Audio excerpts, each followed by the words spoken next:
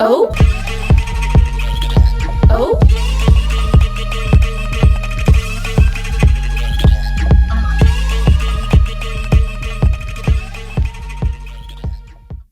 Felicia York, welcome to the podcast. Thank you. I'm so excited that you wanted to come on. Yeah, it feels like a little surreal because I watched a bunch of them and I'm like, oh, thank you. I never know. Behind the curtain. Yeah, so you are the founder of Fort Wayne Social Club. Oh, yes, I love that. I know, I was like, we're almost matching here.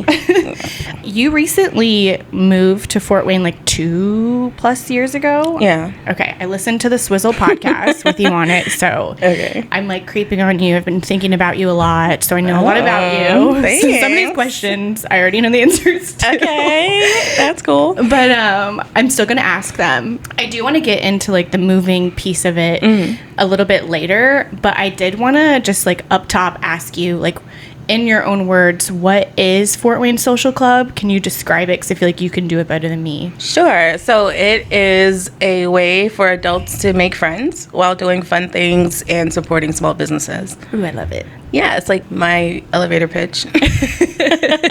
Yeah, so I just try to have events or support other people's events that really drive the local economy. So mom and pop shops, as much as possible, where adults can do something fun but forge a friendship where it's not like just hello, like you have something else to distract you. And so I know that in the Swizzle podcast, you mentioned that there's like an online piece, an in-person piece, and then like you're kind of doing like a community crawl. So can you just kind of give an overview of like those three aspects? Sure. So the online piece is we have a Facebook group and we're really active on Instagram. And so that's kind of like the interactive part where you get to kind of talk to people online. But my main focus is the IRL, like in real life connection that you make with people. Yeah. I think that after COVID, that's just like gone. Yeah. And then the crawl that we're doing right now is throughout Fort Wayne, different coffee shops. You can get either a specialty drink or a discount. And it's a way to like go have a cup of coffee with friends and like do something fun and get out of like your usual area and just kind of explore. It's so funny because we had made this plan to do the podcast, and then one of my friends, like we have like this Facebook brunch group, and then he asked all of us to do it with him. So I do have a plan to do the crawl. Oh, cool. I'm so excited. I'm like, Facebook brunch group and without me? Yeah. Okay, that's fine. I'll send you the invite. Just chill. I didn't want to go anyway. So. I feel like he's like an honorary person that I mention every time. It's Phil. Yeah. Do you know Phil? I think I've seen his, was he on? Yeah. Yeah, I saw his episode. He had 2 parts. Yeah. Yeah. I love it. But have you met him in person? No. Okay, I'm shocked. Literally. Me He knows too. everyone. What's up, Phil? I know, literally. Phil, what the heck? He does watch every episode. Love him. It's okay. So, Phil, you're my friend now. We will do the introduction. I will get that going. Maybe you can do even the coffee crawl with us. I'm sure you've Yeah. probably done it already. No, it's okay. Yeah, I go to like every shop and it's like cheers or like, hey. Like, They're like sick of seeing you. They're like, okay. Oh, I want to Just get to the kidding. point where I walk in and they're just like, here's your drink. I'm like, Yeah. Become a regular. Ugh. yeah. I aspire to do that, but I try to like limit my caffeine intake. And if I'm going to a coffee shop, like, yeah, you can get decaf, but I kind of feel like, what's the point? Wow. You know? That's a bold statement. Are you a decaf drinker? No, I'm not. Sheesh. No, I get it, yeah. I don't know. I'm just like, I need an upper. I'm like sober now. I'm like, I need something. Yeah. Like, give me anything, you know? The thrill. I need it. It's bad for me. Yeah, there's so few joys in life. Well, I shouldn't say that. talk about a bold statement. I have nothing left to live for. Give me the coffee. I know. I was just like telling one of my girlfriends, I was like, I feel like my life is so boring now. I've gotten rid of all of my toxic behaviors. And what's left? Happiness, Yeah. I guess. Wow. Okay. If you say so. Apparently. No, I get that a lot. At this point, too, where I've curated this kind of life for myself, and it is very calm. Yeah. Well, not really, but like, I don't have any drama, just like Yeah. endless tasks. That is so true. Do you get sick of them? Yes. So I'm watching Orange is the New Black right now, and I was like just telling someone, I'm like, I find myself kind of jealous of prison life, which that's a crazy statement. And I understand I don't want to go to prison. I fully get it. I don't plan on it, knock on wood. But I think just like not having to make decisions was like, that feels good. Like for a day. For one day. I mean, yeah. I don't know if I should say this, but I'm going to say it anyway. Like grippy sock vacation. Like, you know what? Sedate me. I know. And let me just... And feed me. And I don't have to cook. I don't have to make the food. What? Yeah. Please, sign me up one day. Hopefully not. You're like, okay, I think I gotta go. No, I do daydream about a grippy sock vacation, but I'm like, in reality... No, I know. You know, you're there with other people. That sounds good to me. So, what? I love other people. Oh, okay. Are you... Okay, this is one thing I wanted to ask you. Are you an introvert or an extrovert? I'm an ambivert. Okay. So that's energy, right? Yeah. Okay. So when I have to like be on and be smiley and talk to other people, I love doing that. I love socializing. Yeah. But then I get home and I'm like, ugh, today drained me. Okay, I feel like the older I get, the more I'm like this. Or like maybe it's like the more I heal. I'm in therapy and I'm like, I don't know. But it depends. If I'm around like really good energy people, I don't feel like I need a vacation from that. So I think it just depends. Maybe. Yeah. I don't know. Yeah. Okay, so back to Fort Wayne Social Club. Yeah. The online piece. Can you explain what that is? It's very simple. So I haven't really like pushed it out. I don't know. Yeah. Like built it out as much as I want to. But that's just like the Facebook group. Yep. And like people will post like, hey, I'm going to do this. Anybody want to come? Or I have an extra ticket for this. Anybody want to show up? I love or that. I'm new in town. I'm a mom. Like, yeah. Are there any other moms out there? Stuff like that. Okay. That's so fun. So I know you have the coffee crawl. So that's kind of like get your friends together, go do that. When you are doing in-person events, can you describe what type of activities you're doing? I know like it's somewhat of a newer thing that you're doing, right? Yeah. So we just started in January. Okay. So it's June. So you're probably still kind of figuring it out. Yeah. So like we've done a sober game night. Ooh. We've done bowling, night at the ballet, bunch of coffee chats, like monthly coffee chats. People ask me that, and I'm like, oh, we haven't done anything. But no, we've done No, that's a lot. We did the Savor Fort Wayne in January, where I was like, hey guys, if you want to go to Tolan, let me know, and I'll put you on the reservation. And then like 10 people showed up to that, and it was just like all strangers, and that was And really they all fun. came by themselves. One person brought her friend, but mostly everyone came by themselves. I love it. I love Tolan. That's like my favorite steak place. Like when I'm like, Fondue. yes. I've never had it. I want to bathe in the fondue. It's so good. I know whatever they put on their steak, I'm like, give it me more. Yes. Give me more. No, I love that. I love that so much because I don't know. I started getting so excited to talk to you because making friends, I think people think it's so hard, which I do agree actually is. It can be, in my opinion. And especially like as you get older and then like moving and having like the courage to move. Yeah. I love these two topics right now. And so I really want to deep dive this with you. Okay. When you hear people say like it's so hard to make friends, what do you think about that? Like what advice do you have for people? Ooh, let's get into it. Okay, so I do agree to a certain extent it's hard to make friends if you don't want to go out of your comfort zone because it is kind of daunting to be like, hi, I'm Felicia. But I do that all the time. Yeah. Thing. The advice that I would have is without the social group, the social club, is if you go somewhere, after I did the Swizzle podcast, I went to First Watch. Okay. And it's new, it's packed. Yeah. It's I've heard of this. It's so good. Is it just is it a movie or what is it? It's a breakfast place. Okay. Well, it's a restaurant. Maybe I'm thinking of something else then. Maybe. Okay. But it's a new breakfast place in Jefferson Point. Oh, okay. Yeah, right down the road from me. Yeah, so if you want to pancake the size of your head, you should go there. And so I was by myself and I was just like, I just want to get some breakfast. So I sat at the bar. And there was a woman who was sitting next to me, and we just started talking. I was like, hey, how you doing? And we struck up a conversation the whole time to the point where the waitress was like, is it together or separate? And she was like, I don't know her. I love that. I would say get out of your own head. Get out of your own way and just be open. Yeah. Because it's like, we were both talking about it because it's like, the worst thing that you can do is just be like, I'm not interested. You're a weirdo. And I'm like, I am a weirdo. That's fine. Have a good day. Yeah. Or you might walk away with a new friend. In my experience, I think people are honestly just like dying for connection. Like, if like, let's say they have like 3,000 friends. They want 3,001 friends, you know? Like, people just want that interaction. And I think people keep to themselves so much sometimes. It depends. Once you kind of like show that you're inviting and show like that energy, it's just so easy. Yeah. I might be a little too approachable though. Me too. Yeah. I should have been a therapist. Is that your superpower? Because it's mine too. Yeah. I'm just like, what's up? I never met a stranger. But I do see how that can be difficult for other people. And I agree. The other thing is like following up and showing up. So we met today in person for the first time, right? Yep.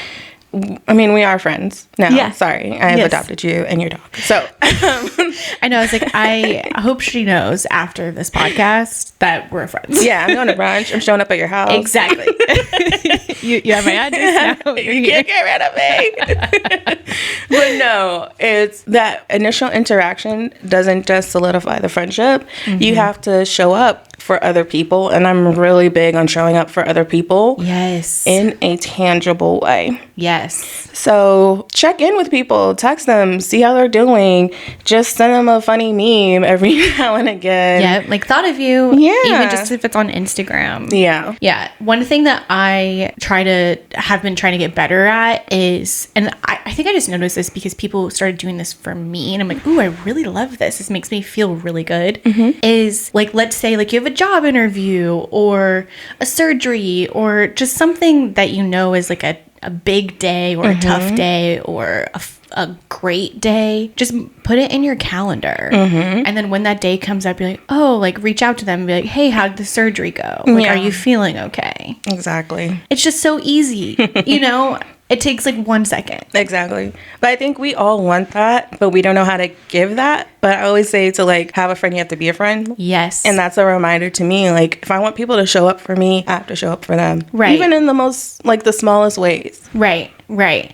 And it's all like give and take. I think over time, friendship has its ebbs and flows. Like people are going to go through things and not going to be as available. But I think that's when, as a friend, you have to realize like they can't show up as much for me right now. So I'm going to do that like emotional labor. And then when it's my turn, that's when you have to be like, oh, remember they were really there for me. Yeah, I mean, but not in like a transactional way. But yeah. No, it has to be like more natural. Yeah. Yeah. Like with love.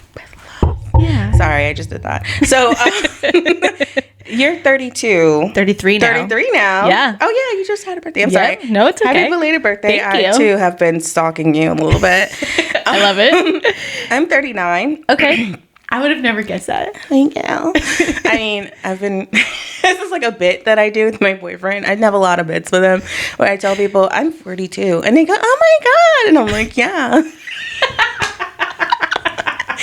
I'm just a silly goose all the time. You're like, I can tell. Oh my God. I'm like, okay. Also, I love that you do bits because like a bit within like with my own self, it's like I just keep it going. It's like the funnest thing. It's just entertaining. Yeah. What's your sign? Wait, I was just gonna ask you this. What is your sign? I'm an Aquarius. Okay. I'm a Gemini. I love this for us. Wait, I didn't like that delayed okay. No. I'm like thinking this already makes sense. The energy in here, a lot of air. Because I frequently like think of Aquarius as a very close to a Gemini sign. Are you like really into astrology? Not really into it. Like I don't know the houses. Okay. Stuff, but yeah, me neither. Yeah. Okay. I mean, I look it up sometimes, you know. I think of Aquarius as an air sign, so you're always in your head, but like mysterious. Whereas I can't shut up. so I'm in my head still a little bit mysterious, but I will keep talking. Yeah, it's like that. I want to be mysterious, but I love to yap. Yes, this is my problem. It's okay. So, I'm a Scorpio rising. So I am like so dying to be mysterious because that is like one of my, there's just like a piece of me, but I can't. Okay. I just can't. And I'm a Gemini moon, so. Okay, see, that's the stuff I was like, I don't know. I just know, like, my things is like Aquarius. Like, I'm a super Aquarius. Are you? That's weird, right? I don't know. So what's your big 3? I have no idea. Okay. Look at it in the pattern app. I was going to say, I was like, if you don't know, get your birthday, like, or your birth time, your birth location, and I will chart you. See, this is the spooky things people do. Like, oh. Give this to me, and then we will cover it at the coffee crawl. Okay. Wait, I thought doing that is like giving someone your social security number. Like, I do joke about that. Like, people... I love charting people because people are like, oh, I don't believe in that. And then I start telling them about themselves and like, tell me more. And then I just love it so much. But I joke. I'm like, yeah, I'm going to need like place of birth, like time, social security number. Give me your credit card. Last 4 digits, mother's maiden name. Like, some people are like, wait, are you serious? I'm like, no. No. But no, when like all the stuff started coming out like, a couple of years ago, people were like, don't give people your birth time. It's like really personal. Well, go ahead. What are you gonna do? Chart me? I already know it. Okay, I'll give you. I trust you. I mean, this. I could be wrong. I don't. What else? What information can you get from that? I don't know. Besides like astrology stuff. Witchy people do witchy things. That's true. True. But no, I do because like you did not have the immediate like disgust. Like Aquarius has a bad rep for some reason. So does Gemini. That's why I think we're like, we get it. Yeah. You know, if you know, you know. If you know, you know. Yeah. I barely know, but I'm with you. Like Gemini, I think is one of the most hated on signs. What? Have you not heard this? No, I thought it was us. Are we like comparing trauma? I think so. We're both like, no, it's me. It's me. And they say I'm eccentric. Why? Because you're like twins. I do agree with that with Aquarius. These pants are not helping. I was just about to say, you shut up in these pants. This is giving Aquarius. Not beating the allegations. Oh no. Okay. I do love the pants. Thank you. I am dying. Oh my gosh. How did we get here? I have no idea. You were stalking me. That's how we got here. Oh, yeah. I don't remember why. Oh my god, this is the outtakes. Just us just like... I'll probably keep this in. Stop laughing. No, stop laughing. Okay. I can't. Oh my god. I can't. Okay, sorry. If people are fun, they're going to want to be our friends. And they're going to want to go to your social events. Yeah. This is inviting them in. Okay. Excuse me.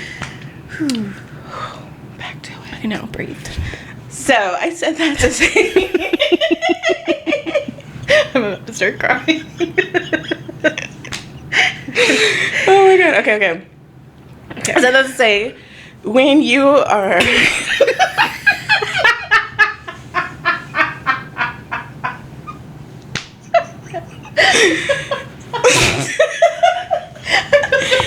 Oh my gosh. Okay. We're not going to get through this. Focus. Okay. Focus. I'm literally dead. Okay. Okay. Be a friend. Okay. When you are in our advanced age.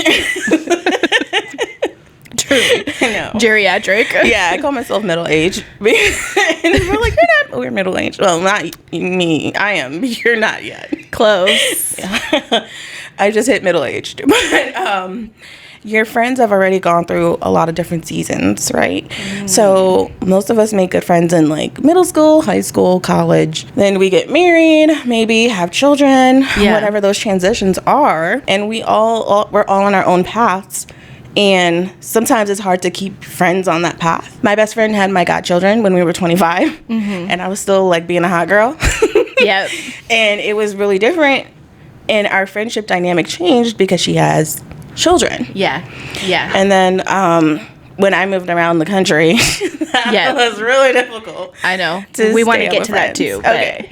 But all that to say, I don't know why I went through. I was on a path and we started laughing, and I was like, the point has left me. But that's I think the point is that being a good friend or ebbs and flows. And showing up for people is going to look different depending on where you are in life. Yep. Bringing it back in. Yeah. Yep. Yeah, that's such a good point. So most of my friends are married now.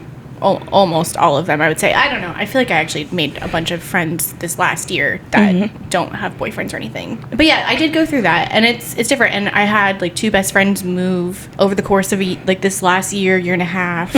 My best friend being one of them, which is like so sad. And then my other best friend she moved away like after college. It all just looks different, and I think that's. Like, for me, I never want to be done having friends because of that. And this is, like, one thing that I did want to ask you is, so, for me, I've lived here my whole life. And I'm starting the journey of maybe wanting to move.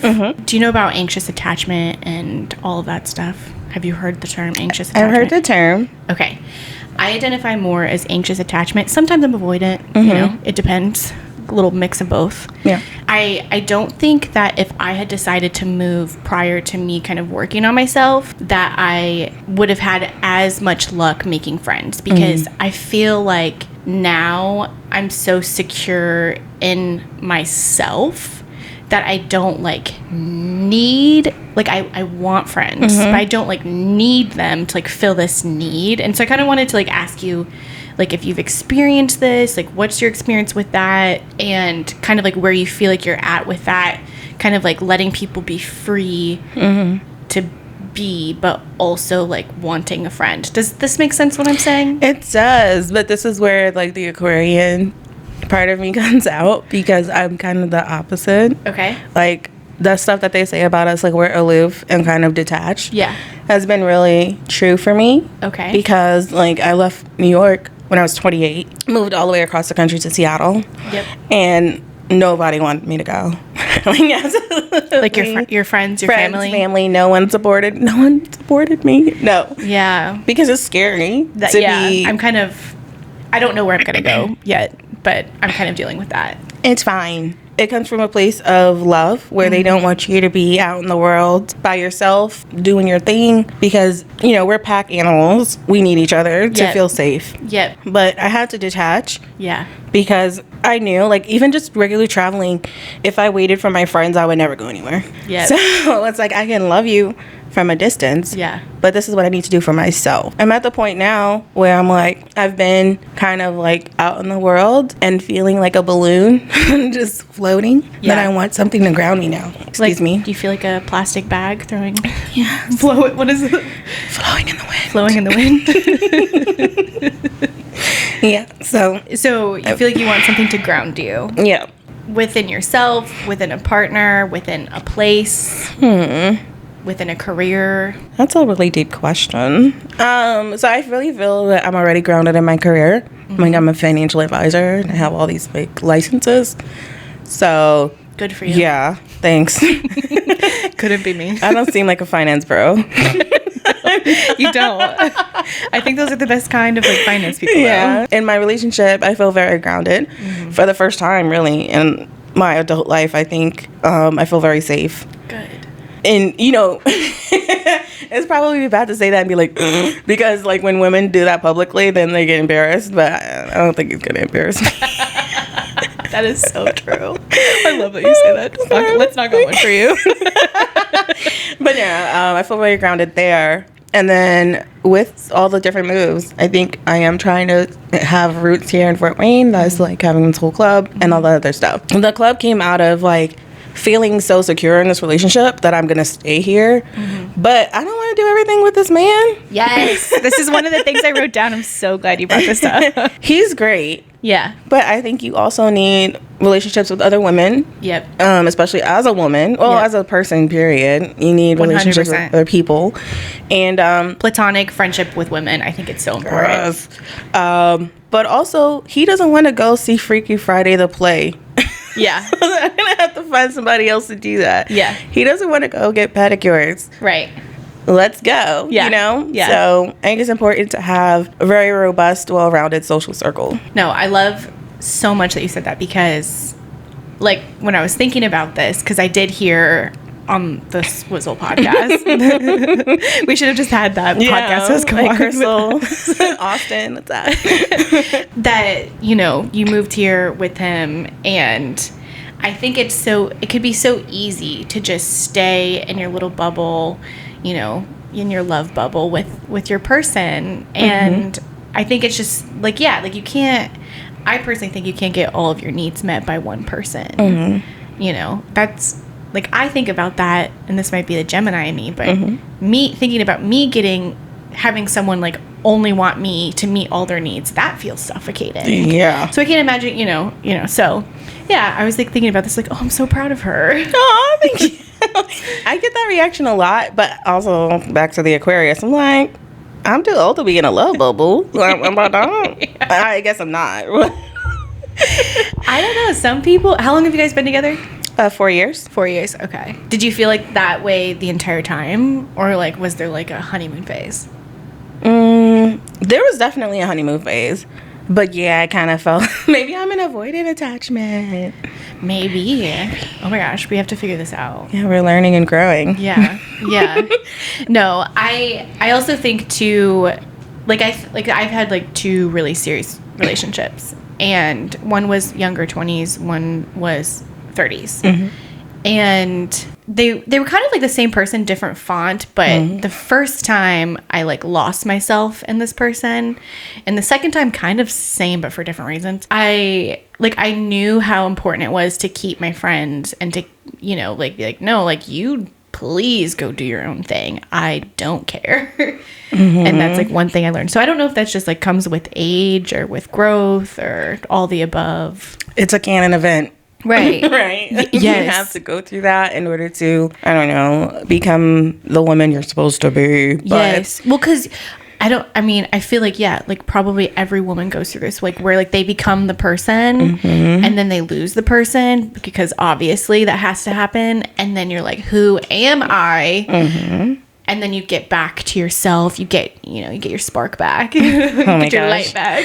And then you're like, okay, I never want to lose this again. Yes. So for me, I saw that with my other friends, like where it would just tick me off so bad. Like you get a man and then you don't know anybody else but him. Yeah. And then he does something and then now you want to be my friend. It's like, that's very offensive. It hurts. It does hurt. And you don't treat people like that. It's kind of like they're disposable. Yeah. But I think we all go through that in our 20s. Yep. Hopefully. And then I know. Grow up. It's like, get it over with. You know, it's like, I'm going to be here when he, I was here before him. I'll be here after him type of thing. I know. It's like, I'll be at her wedding. Will you? Ooh. Clock it. But the other side of that for me was I was a makeup artist in my 20s. Yeah. And like full on like beat every day. And I would meet men in blue eyeshadow and like bright pink lips. Yeah. And they would slowly be like, oh, I don't like women with makeup. And not? Yeah. They'd be like, oh, well, I think you would look better, without so much. And I was like, well, this is how you met me. This is one of my favorite topics.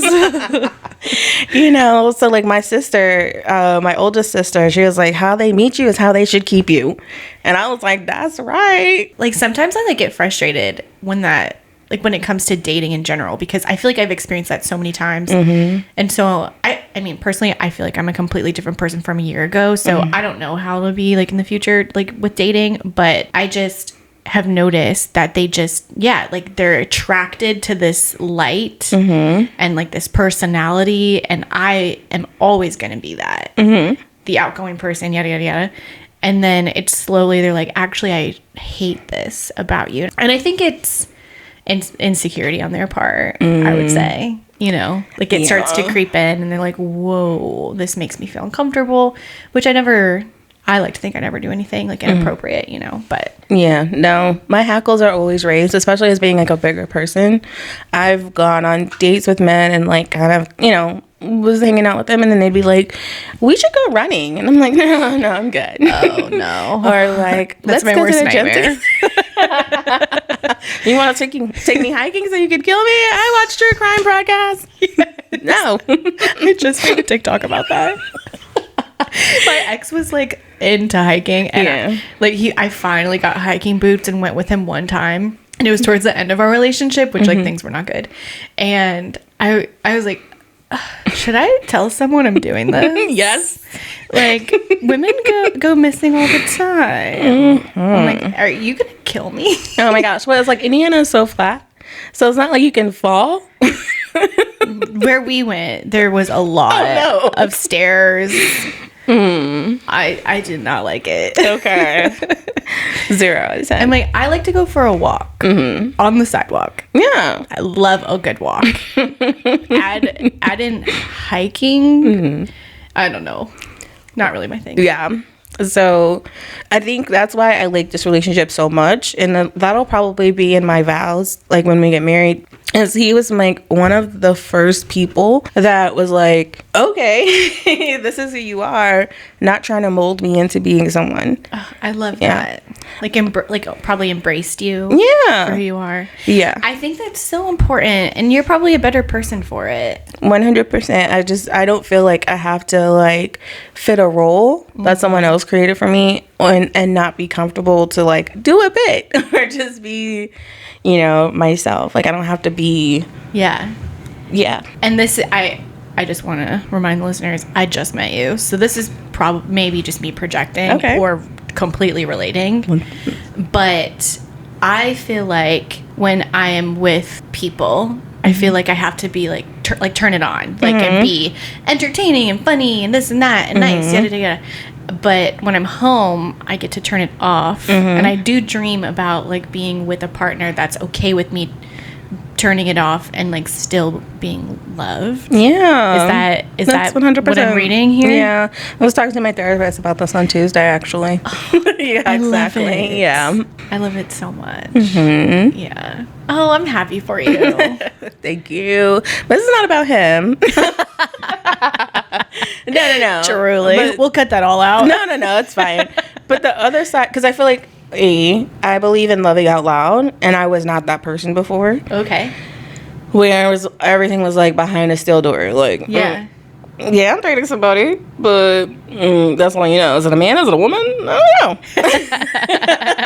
But I do believe there's power in loving out loud. Okay. And being exactly who you are at this point. Yeah. And celebrating that. Yeah. But also, the other side of that coin is that I'm not trying to mold him into being someone else. It's like, especially as women, we'll see someone and we're like, well, he has potential. Potential for what? Know that who you meet him as is, in this moment, is going to be the best person he's going to be. Because, that's a great point. Yeah, we only get worse. We morph into more of who we are. Yes. So we don't like our truest self. Our truest self. Yes. But so because hopefully we are getting better. Hopefully, you're going to therapy. I'm going to therapy. It's like we're trying to be better, but I see what you're saying. It's like some people like might always open the door for you because they think that that's how they get you, but they aren't actually a person that opens the door. And eventually they'll be that. Yeah, if that's who they are. Yeah. I mean, now that we're here, I was kind of like, this is so funny. I was thinking about being seen. I've been dealing with this a lot. Like that's what I've been talking about in therapy a lot. And like loving out loud, and I think it's just beautiful that just showing up. I'm like trying to like put together like what I'm thinking here. But like one thing that I personally struggle with actually is being seen, which might sound crazy because I'm doing a freaking podcast. But like your authentic self, the authenticity. And so like, do you feel like when you're in like doing the Fort Wayne social club, like do you deal with that at all? Like showing up and being seen actually? Yes and no. Not necessarily with the Fort Wayne Social Club, because I think it works because I am genuinely myself, which is like bubbly and loving to make friends. And then the other part, going back to the question you asked earlier about how to make friends, is being curious about other people, which you have a podcast. You're curious about other people. So that part of myself is fine. I think in my career, you have to show up with a level of professionalism. I think the other part of it is just like showing up in spaces as like a Black woman is very important to me. Yeah. Even though we're not a monolith, I have to show up as myself. I think the older you get, the less you care. Yeah. Because it's not really about quantity. It's about the quality of people that are around you. Mm-hmm. So the mask is off. This is who I am. Yeah. But I think what you're asking, if I may, is being comfortable with your authentic self where you don't have to put on a mask and you know that people are going to accept you for who you are. Mm-hmm. So it's like you said earlier, it starts with within and doing that work in yourself. So you like you. So if someone doesn't like you, it's because they suck.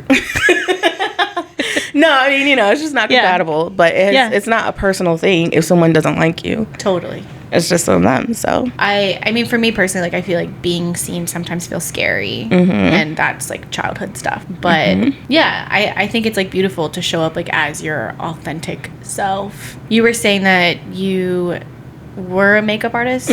Do you? I mean, I don't. Not to just fully Just judge right here, but like you're either wearing minimal makeup or no makeup right now. Like, what's been that evolution?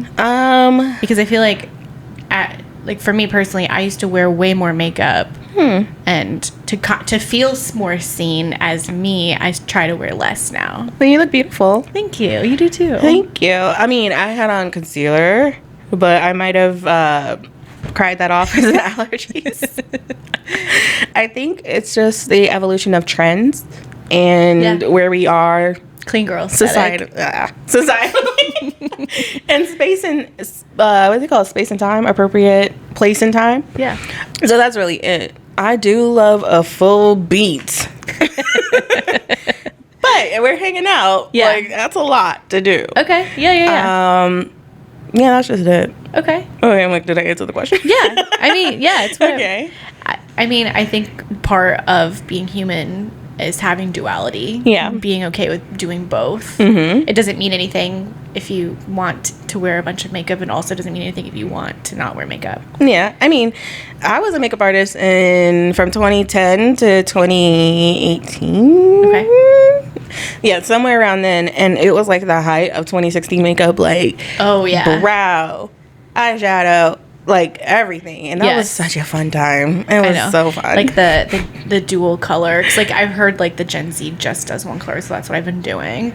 But it's like the dark here, and then and the eyeliner. Ooh, my wings could cut a man, girl. That's one thing I never mastered. I will do that. So, Draft Tap Room, they're having a disco murder mystery night. I saw you post about this. Yeah, I'm so excited. Yeah. I'm going to have fringe. I might have a blue eyeshadow on. I don't know. But do you have to dress up? Is it like a requirement? I don't know. I can ask Kaylee, the owner, but come on, dress up. I'm such a freak. I really am. In what way? I don't know. There's something about like having to dress up. Like I just want to wear what I want to wear. And maybe which I feel like I've always been this way, but I do work from home. Mm-hmm. So it's like I have all these clothes that I never wear. So I'm like, I have this outfit, and then now I have to wear a different outfit. I don't know. Oh my gosh. So that was the other part I was going to get at. Is like growing up in New York City, you are with a whole bunch of people. Like everyone needs to stand out in their own way. So it really teaches you individuality and really like tapping into yourself so that you can set yourself apart from the crowd. Yeah. And then I moved to Seattle. People really try hard to look like they're not trying hard. And that would piss me off a little bit. That's so because funny. We're in public. Yeah. Put on clothes. Right? Yeah. But that might be controversial. But come at me, bro. I don't care. It's debatable.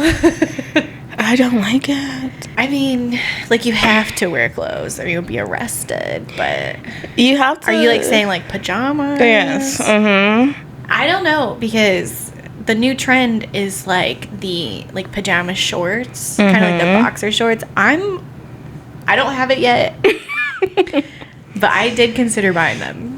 Okay. All right. It's gonna sound very elder millennial, borderline. You had boomer parents for sure growing up. Like when you leave your house, right? Yeah. I think you should look presentable.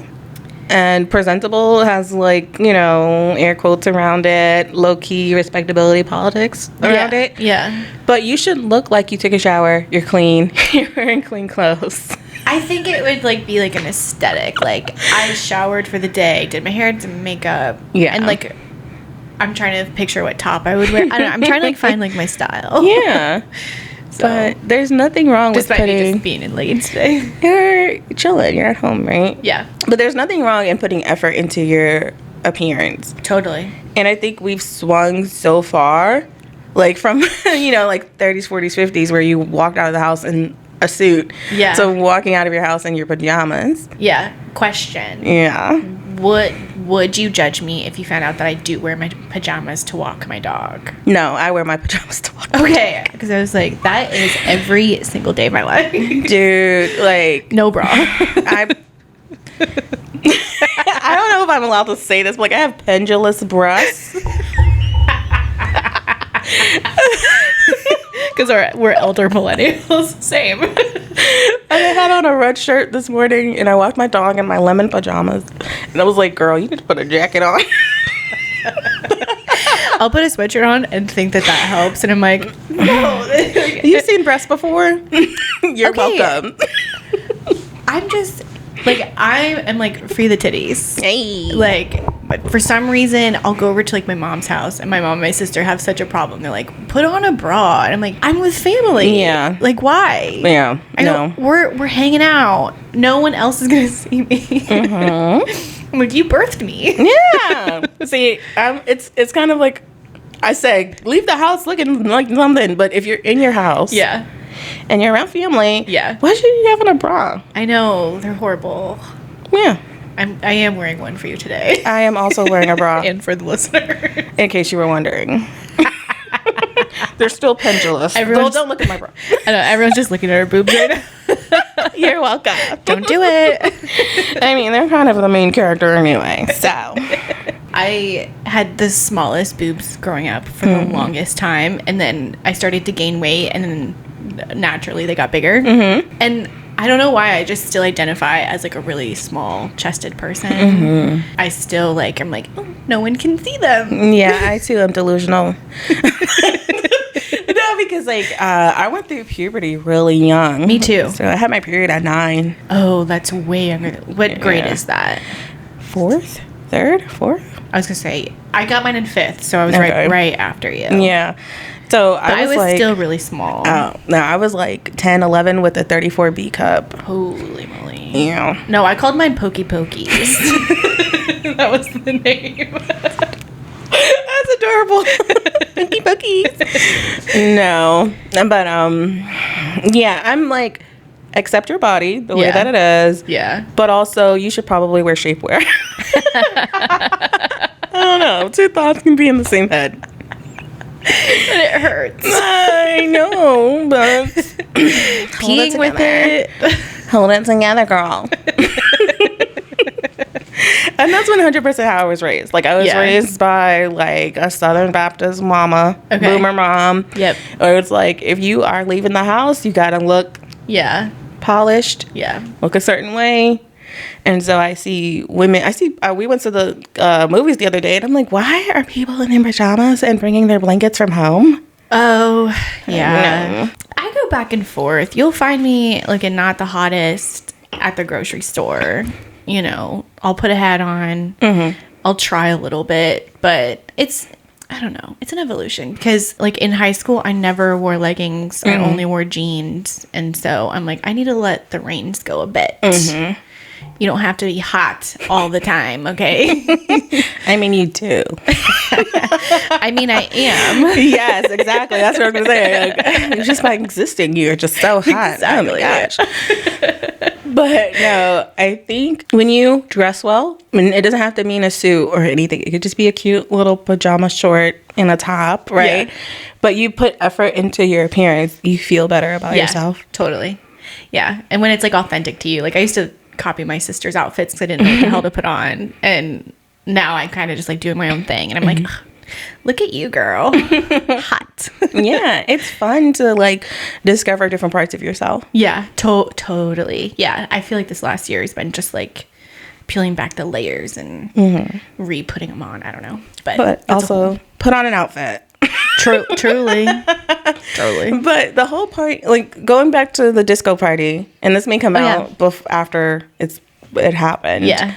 People are always like, there's nothing fun to do. There's nothing fun to do. Yeah. And then there's a disco party and you don't want to wear the disco outfit. Yes. So, yes. What is the truth? Here's the thing. I will go and I will put the outfit on against my will. Yeah. I'm glad you said that because it kind of brings me back to like what I wanted to ask you about. I know some people who are more introverted. Mm-hmm. Okay. So I already understand that they don't want to leave their homes. Mm-hmm. That's their safe space. I get it more now because I'm more, the more introverted I get. But they also want to make friends. Mm-hmm.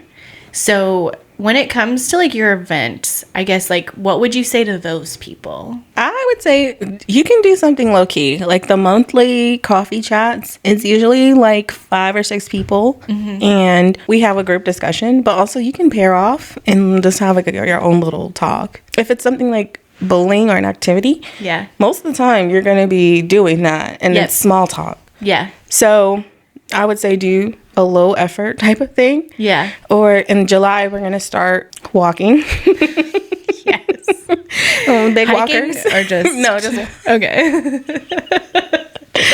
Yeah, I said Indiana's very flat compared to like Seattle. Yeah. Even New York. Like it's just like... But we're just going to be walking. And I think that's also a low effort thing. Yeah. Because you can be silent. You can chit chat. You can change up. So... Right. Low effort. Right. Type of things. I think it's just so interesting because on the Swizzle podcast you were saying that people always say there's nothing to do in Fort Wayne, but there really is. You just kind of have to like go out and find it. And honestly, like this last weekend, one of my friends was like saying how they always see me like marking interested on Facebook or seeing me at these things, and they're like, how do you find them? And one thing I wanted to say is like following people like you know, like a Fort Wayne account, reposting things. One of my like online friends, like the Good in Fort Wayne, like she reposts things all the time. If you follow it, I like one thing, I just like slide into people's DMs and just like I'm like, oh, da da da, like if I have like a comment, and then you kind of start feeling like friends because then it's like not weird. And then if you see them out at the event, you already kind of have that like touch point and it's not like this awkward, weird thing. Yeah. I would say people are so friendly. Good in Fort Wayne, thank you for supporting. Yeah, I saw that she posted your stuff. From the beginning, I was like, oh my gosh, thank you. But most people are friendly and nice. And I think just going into it, knowing that most people are going to be receptive. Yeah. Because we all want friends. We all want connections. We all want to like... Yeah. Secretly hang out with each other. Right. Well, especially if they're going to one of your events. Yeah. It's to meet people. Exactly. Like with that intention. So there's no even like questioning like, oh, like does someone want a friend? It's like, no, like they're not going there unless that's what they want. Yeah. And I can be your ambivert, extrovert, secretly introvert friend.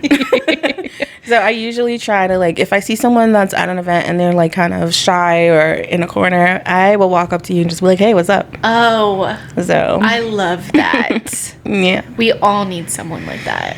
Yeah, I'm not shy. Yeah. What are you going to do? You gonna beat me up? I mean, like, and like it is your event. So like, it's good that you're like, I don't know, thinking about that. I don't know. Now we're just like kind of talking about like going to events. I have just gotten comfortable with not talking the whole time. Like if I am just like over here, you know, drinking coffee or whatever, like I'm fine with just being like silent and I don't have to fill the space. And that's, I think, growing up too, maturing, like you don't have to. Getting comfortable with silence. Even though it's rare that I don't have something to add.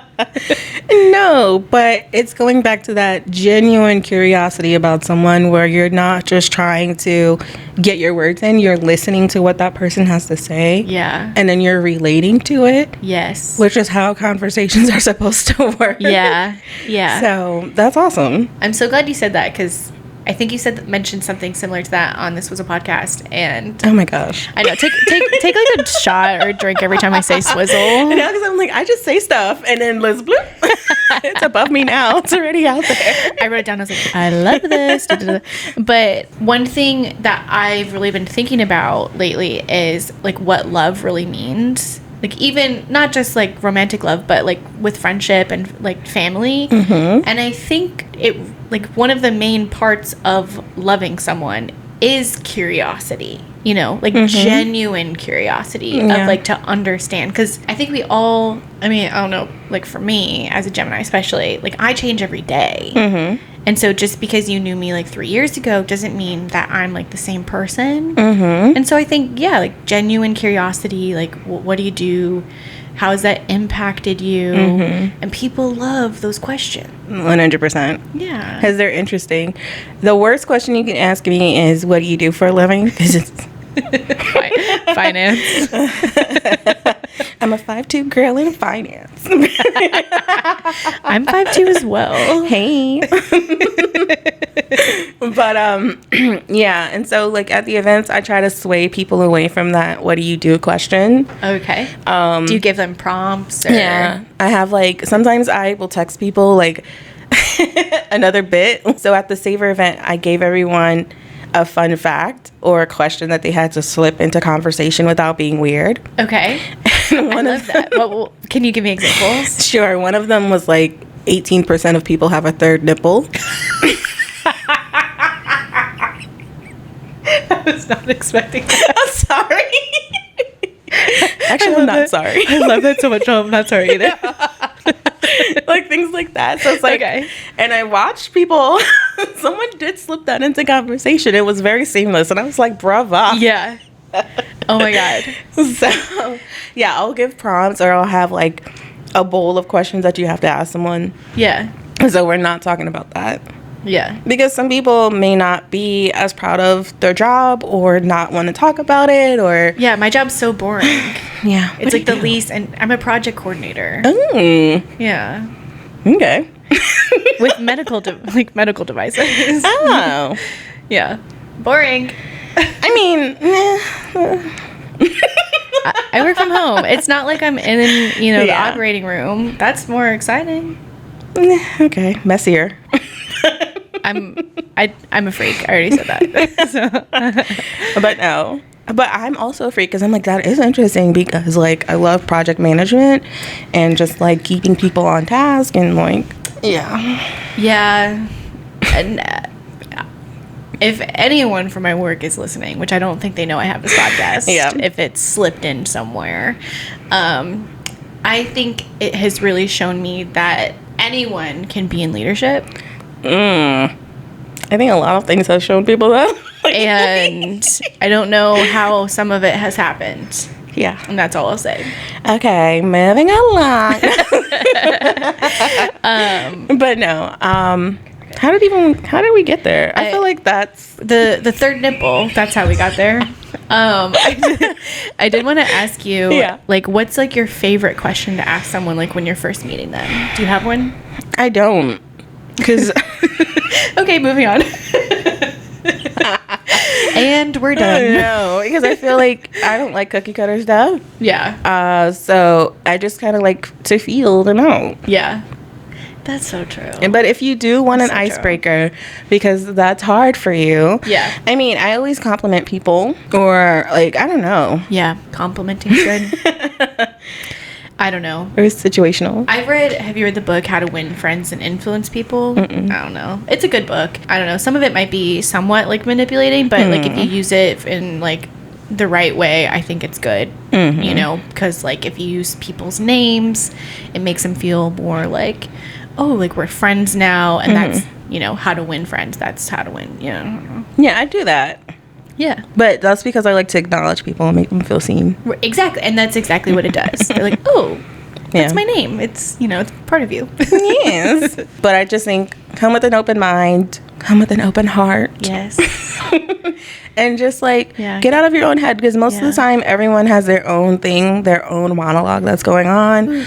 Unless you're a sociopath and you don't have that. Did you hear And that? then if what? Like some people don't have inner monologues. That is, I don't believe it.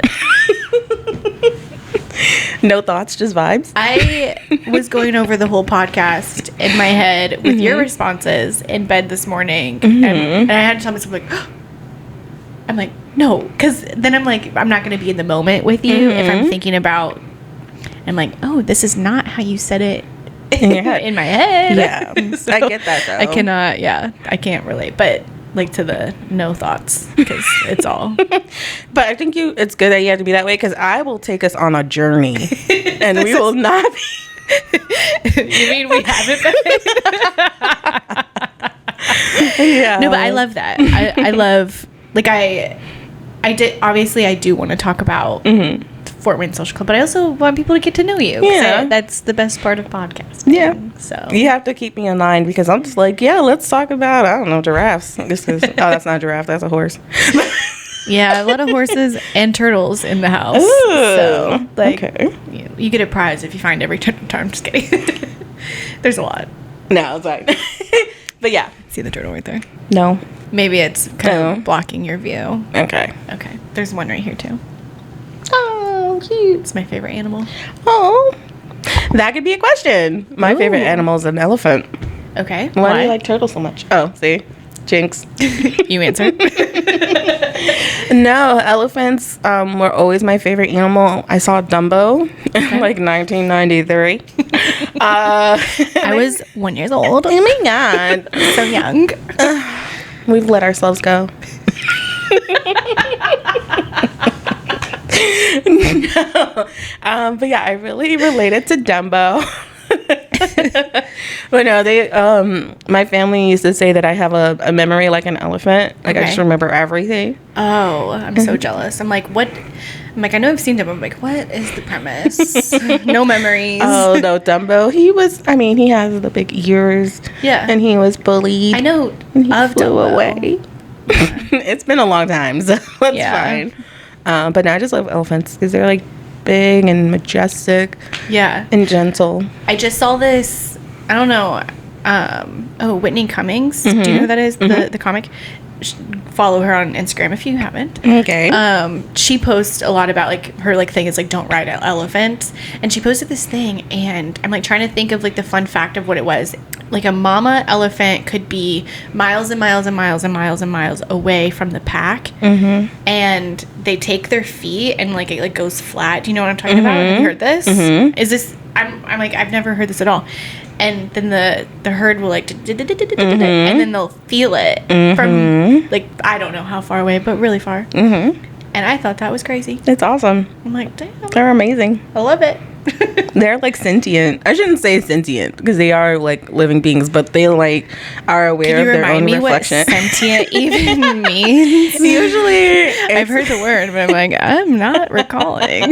it's usually you say like inanimate objects are sentient, meaning like they're lifelike. So like Chucky, he's a doll, but God, yeah. But I mean, an animal is a living being, so I shouldn't say that. So I'm using it incorrectly anyway. Okay, yeah. But it's my new thing. I didn't know what it meant anyways, even if you use it in the correct term.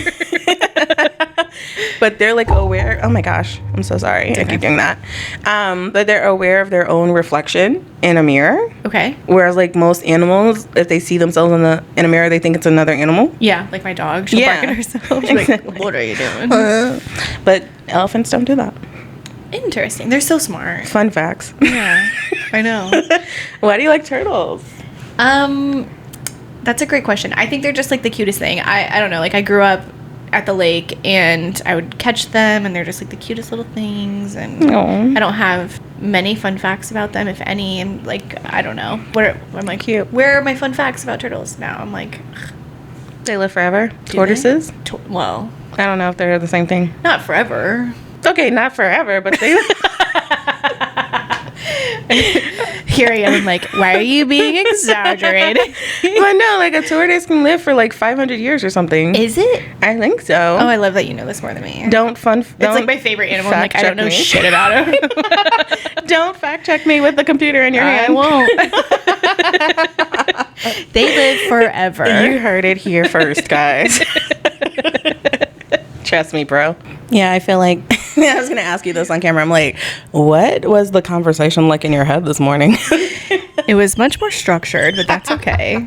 I think it's like way more entertaining when we're just vibing. Yeah, Gavin, you know, people know who you are. We did that up top. So I did want to ask you about moving, and you said you moved when you were 28 for the first time, but if I remember correctly, you said that you had moved multiple times. Yeah. So, like, when you first decided to move, you moved to Seattle. Was that with a partner, by yourself? By myself. And then can you explain all the other moves and the reasons? And oh, sheesh. Okay. if you want. No, I can. We can go to my lore. Yes. I love it. So when I moved in 2015, when I was 28, don't do the math. I did it because, like, I was a makeup artist in New York. I was working sometimes 24 hours straight, like 11 days. What? Yeah. No sleep. Bus. Club. Another club. Very much that.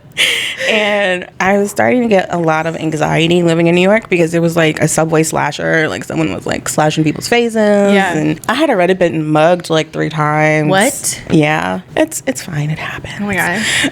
New Yorkers are a different like breed. I'm like, Well, what? yeah, you know what it is? I will give you whatever you want. Just don't hurt me. Yeah. So is that what happened? Yeah. Okay. We can go into that another story. I'm like, how much trauma do you have? Let's get into trauma. Is it traumatic? Like, I guess I'm so. perfectly fine. I'm fine. I was like, I gotta get out of New York. Yeah. And so I had like a list of cities, and then I went to Seattle on just like a trip. I was like, I should probably visit before I go. Yeah. I got there on a Wednesday. I started applying for jobs on Craigslist. That's how long ago that was. Oh my God. And then That is such a throwback. Thursday, I go out, and then I get a call back, like, we want to interview. So I had an interview on Thursday. I had a second interview on Friday. Friday night, they're like, we want to hire you. And I lied and said that I lived there. Bad girl. Because when I had a different address, when I had a New York address, they were like, you're not serious. Yeah. So and this is like before like remote stuff, you know. Oh, it's yeah. Like, that's how old we are. I mean, seasoned. No, and then so I was like, they were like, can you start on Monday? And I was like, can I start on Tuesday? And I'm like, sure. So I got on I need to get my affairs in order. I need to actually move here. Literally. So Friday night, I took the red eye to New York, came home, packed up 4 suitcases and my dog, gave everything away, threw everything else away, and was on a plane back to Seattle on Monday. What? Yeah. And you didn't have a place to live? No, I lived in a hotel. It was the cheapest hotel by the airport. Oh my God. Yeah, I hated this hotel. It smelled like cigarettes, but they allowed dogs, and it was like $55 a night. And it was, I feel like it was God, the universe, ancestors, whatever you want to put it to. So I started work Tuesday, and I worked the whole week, and I was looking for apartments. Friday, I found a place. They had just like posted it on Craigslist once again. But went to see it on Saturday. They did my background check, and I moved in on Monday. Oh my gosh. Yeah. Wow. Within the span of like maybe 1 full week, I had moved across the country, got a new apartment, all that. Yeah, no wonder your family was like, what the fuck?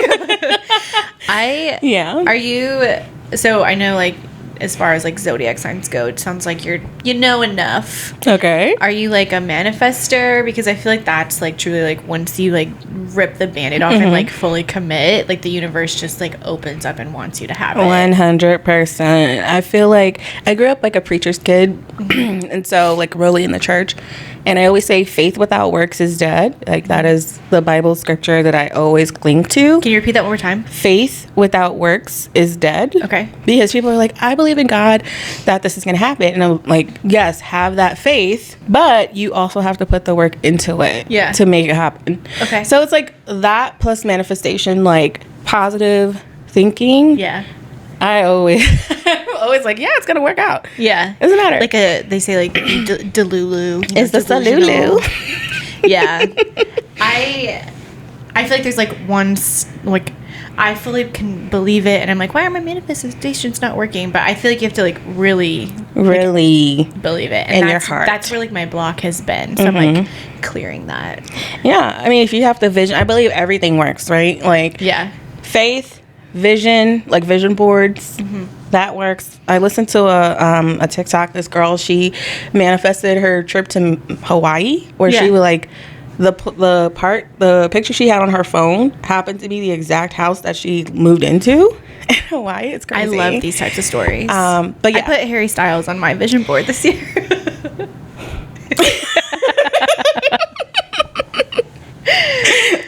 I think the listeners will have to go to the video. That looked like, okay, girl.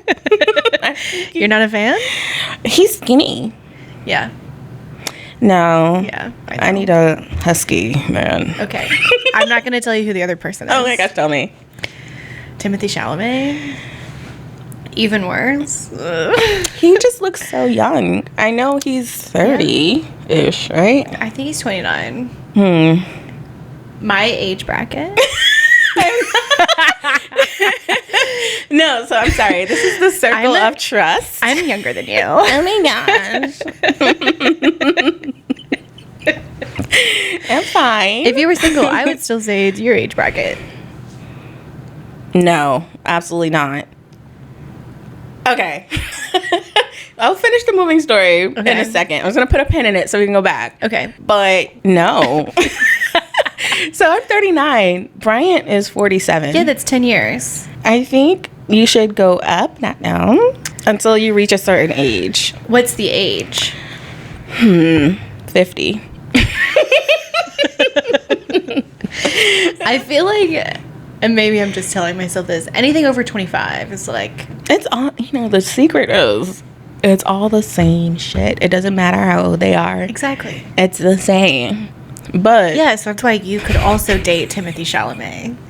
We both could. He's not my type. Us and Kylie Jenner. Okay. And I actually don't have, I think, who's my celebrity crushes are gonna date me, like, okay, show my age. So tell me. Idris Elba. Who? Oh, Idris Elba. Oh my god. Can you show me a pic? I don't have my phone. Oh shit.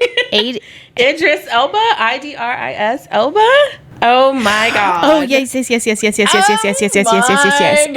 am so bad with names. No. 100%. Oh, he is. Yes. Very, very cute. Here, you might have to look up this next one. And now I know like why you're saying like it's aging. He's 52. He's a young 52. No, he's sexy. He's sexy. Okay. Morris Chestnut. You're gonna have to look him up. You already know. He's like he was in Buffy the Vampire Slayer. Of course I know who this is. I don't remember that. Yes. I'm like another show. I'm like trying to think of what else I know him from. I just know him from like the 90s rom-coms. Yep. This is hilarious. Like Mike. Oh my gosh. Oh my gosh, this is so funny. Yeah, he's super hot too. And he's probably like 50. He's 56. Oh my god. That's right. Wrong, 56. Hey. Yeah, I'm going for more of the glucose daddies. Because you would hope like the older they are, the more established they are in their careers. And you would hope, and the more secure they are in themselves.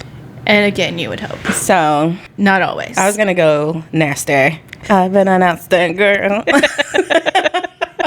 The more experienced as a lover. Yeah. And, I'm an auntie. I got a bad back. I don't want to go all night.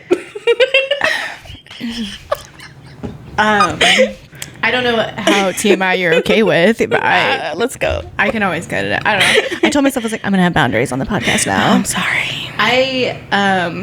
My last lover didn't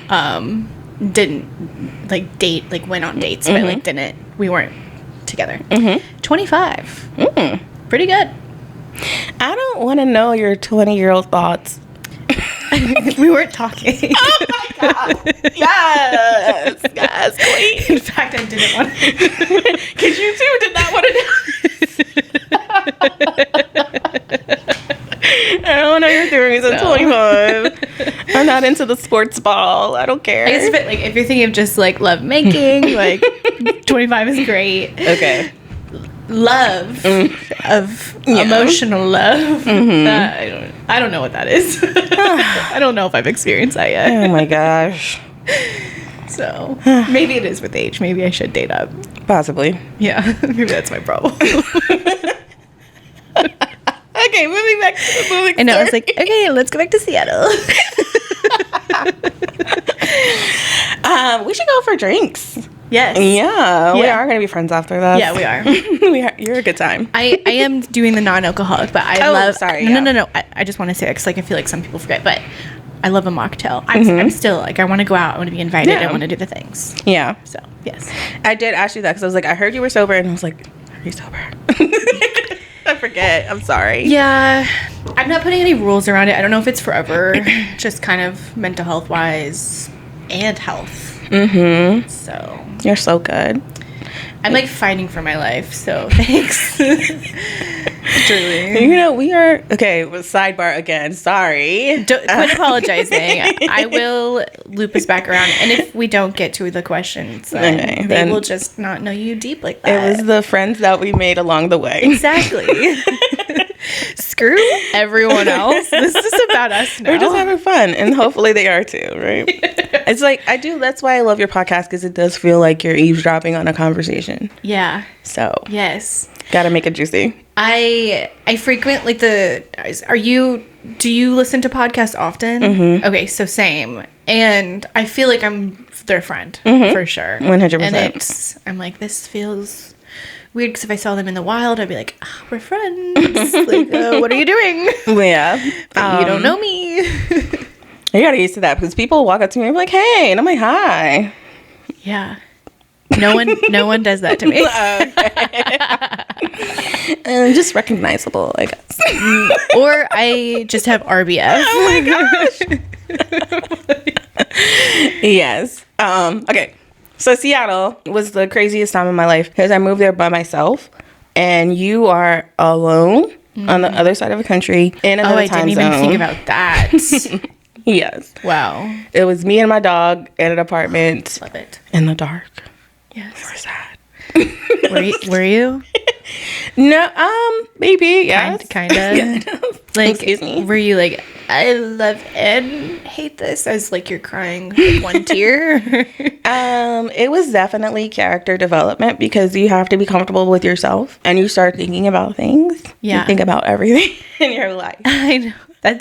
I feel like that's kind of like what the pandemic did to a lot of people too. Yes. It's like nowhere to go. The thoughts are just here. Mm-hmm. So when you moved to Seattle, so I know like when you moved here, like you were like, I need friends. Mm-hmm. Was that the same vibe? Yes. Because you were, 28 and a lot younger. 28? Yeah, time's a construct, but yes. I know, I was like, wait, did I get that right?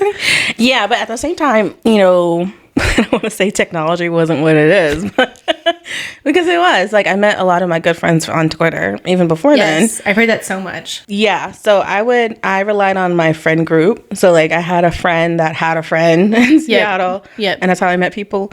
And then my closest friend, one of my close friends, Ashlyn, I met her because on Instagram I put Black in Seattle. Yeah. It's all the chocolate's imported. It just goes with that. Yeah. And we met up, and that's how we became friends, and we're friends to this day. Oh, I love that. Is she still there?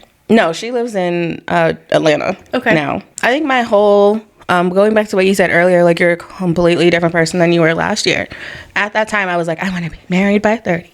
I want to have kids by 35. I want. Okay, girl. Yeah. So, life humbles you so quickly sometimes. So fast. Yeah. I was there. I met a man in my first year. We moved to Bremerton. And then we broke up. Actually, no, before. As you do in your 20s. And as you should. I think everyone should. Everyone just break up. Just break up with him. No, before we broke up, we moved to San Diego for close to a year. Because he worked for the Department of Defense. Okay. So that was great, because I got to live on the beach. Yeah. On Coronado Island. Yeah. And then we moved back to Bremerton and we broke up.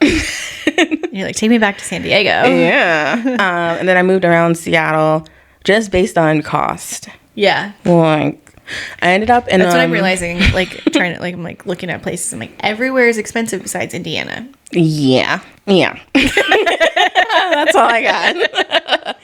And then I moved from Seattle to Charlotte, North Carolina. For years, my mom was like, "You gonna move to Charlotte? You're gonna like it there." Okay, we're gonna talk about that Charlotte afterwards. Ooh. I have like a whole, not to interrupt you, but I have a whole like month trip planned this year, like this summer. Okay. And Charlotte's one of my stops. Yeah. I like Charlotte a lot. You're like, I actually hated it. Crazy eyes. Like, no. Charlotte was great. How long did you live there? 2 years. Okay. Yeah, 2 years. They cannot drive. Every time I was on the highway, I almost got sideswiped by someone going like this. My sister, if you're listening to this, turn it off. You didn't hear that. It's true. I said what I said. She's lying. She's never actually lived there. She's making this up. No. So in the pandemic, right, they allowed children, like teenagers, to get their license without a driver's test. Huh? Like the actual driving test. You could skip that with a parental signature. That's not good. No. That's really bad. Yeah. Okay. So as long as you pass the written part. So if this is the last podcast when I come back from Charlotte, you know why. You'll be fine. It's great. It's great.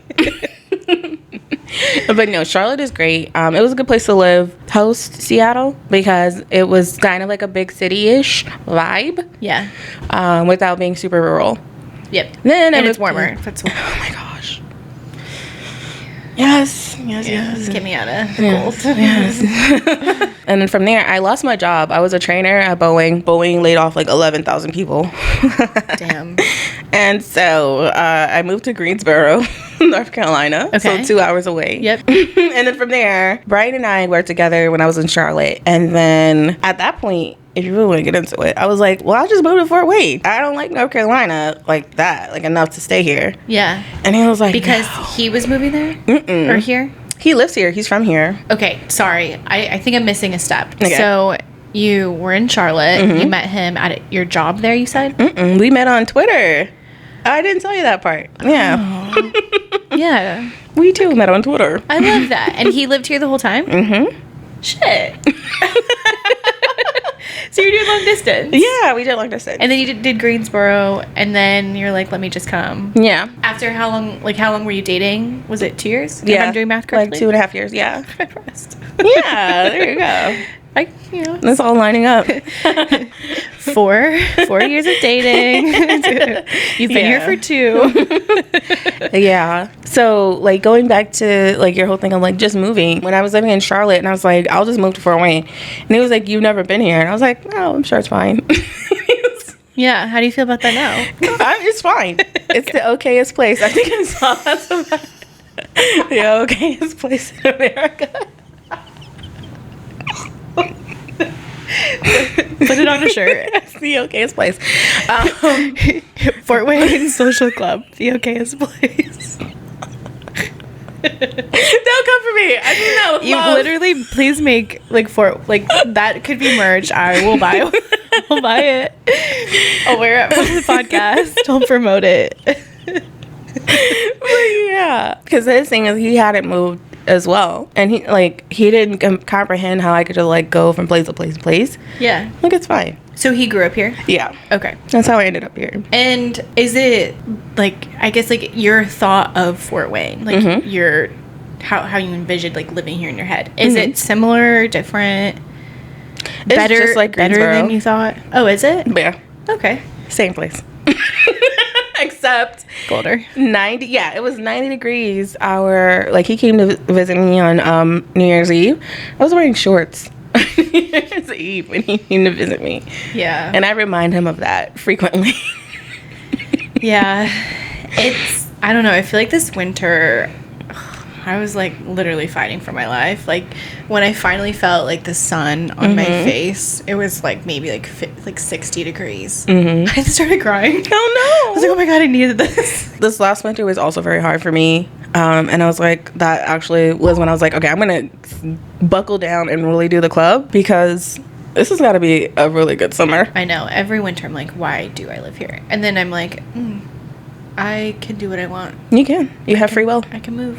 Where do you want to go? That's a good question. I don't really know yet. I want to move, but it's not like I'm like forcing myself into a timeline or like a have to. Like if at the end of my travels, I'm like, I don't really care. I'll just stay here. You know what I mean? Like I have a life here. My family, my sister and my mom are here, but my extended family's in Wisconsin. But yeah, I don't know. I'm trying Annapolis and Charlotte. And then I'll come home, regroup, see how I'm feeling about those two places. If I made more money, I feel like New York would probably... I've never been there. But you're going to think I'm like the woo-wooest girl on the planet after this. But there's astrotopography. Oh, yeah. Have you heard of this? Yeah. And I do have, like, one of my career lines is actually through New York. So there's, like the lines mean different things, like the different colors. And there's career and love. And really, I should probably move to Italy or London. I support that. I don't know. I'm like, again, gotta visit there first, but Do you? maybe not. I have a bad influence on that. I'm just like, how can I get Murphy over there? Oh, with me? yeah. She's gonna have to be in like quarantine for a while if you're gonna move countries, leave the country. Yeah. But it's doable. You can do anything in this world. I know, but that kind of breaks my heart. So I can kind of see you in Nashville. I mean, granted, I just met you like 2 hours ago. I thought about moving there for maybe 30 minutes. Ooh. And then what happened? If you had asked me like 2 years ago, I would have been like, I 100% could see myself. But I think like the more sober part of me right now, not that it'll be forever, but I just don't ever see myself getting back to what how I used to be. Yeah, but I do. I mean, I like country music. To be honest, one of the things that I would love is to get away from a more Republican state, even though like North Carolina. Charlotte is the blue dot, purple dot. Yeah, I get it. So I don't. It's hard because I also like want somewhere that's warmer. So maybe Austin. Have you ever been to Austin? But that's in Texas. So here's the thing. So I think there's no like true blue states. Okay. You just have to go to the blue dot within the state. And okay, I understand. Isn't like Fort Wayne technically? It's a blue dot. But from what I'm hearing, because the truth of the matter is, to get political, I feel like conservatism is just sweeping the country at an alarming rate. But even New York is blue because of New York City. Yes. And because there are a lot of transplants, no shade, maybe a little shade, moving to New York City, even that is turning more purple and literally going to be, people are saying it's going to be red in the next 5 years. You think so? Unfortunately. Because that would be hard to picture, but I've never been there, so. You never know. So I've never been there, never lived there, but. Definitely go. Yeah. If you want to go with me, I always like try to trick people to go with me. I would love that. You will have a blast. Yeah. It's been on my like list. Everyone should go. High on my list. I actually had plans to go May of 2020, and obviously dude, 2020 was gonna be my year. Yeah. I had tickets to see Janet Jackson in concert. I had tickets to see Jill Scott in concert. I had tickets to go to Iceland. Oh yeah, no. Talk about man plans and God laughs. Yeah, truly. You might like Seattle. How do you feel about polyamory? I don't want to offend anyone. Not for you. No, I mean, I'm like, you do your thing. It's not for me. Yeah, okay. I'm a monogamous girly. No, that's just the joke of everyone that's lived in the Pacific Northwest. Is it really? Yeah. Dang. You're like, yeah, I would know. Like me and my friends do it. Like, oh, he's polyamorous. Oh, surprise, surprise. Yeah, but like, that's everywhere. No, everyone's doing it. Okay. If all your friends were polyamorous, would you be too? I do have friends that are poly. I don't know if that's like how like they actually identify. I don't know between poly and open relationship, but I know it can be different. Yeah, we don't yuck anyone's yum. Yeah, I know. Not for me either. Yeah. I mean, one is enough. Come on. Was it your podcast where you talked about misandry? I listened to a bunch of podcasts, and I know someone was like, "What does that word mean?" I'm a misandrist. That you hate men. That was me. I didn't know that word until just now, but yes, that was me. No, that's so funny. My evolution with just men in general is complicated. Mm-hmm. I say like, I don't know. I think I generalize too much. I'm really trying hard not to, but I do like, I think I said it on the last podcast, but there are a handful of guys that I like love dearly and I don't actually hate them. You know what I mean? So like they do exist. As a concept, men, not great. Yeah. But I say that to Brian all the time. He's like, I know you will never cheat on me because you don't like men, but I'm heterosexual. It's like, I don't generally like men, but I like certain men that I actually interact with. Yeah. Some of them. Yeah. The jury's still out for me. So, I don't know. I have a lot of like complicated childhood trauma that I'm like trying to work through. This is a whole other topic. That's what we've been doing this whole time. I know. But I did tell myself until I have fully worked through something, I don't think I'm going to talk about it. Okay, no, we're not. We're going to go back. So we talked about moving. Yeah.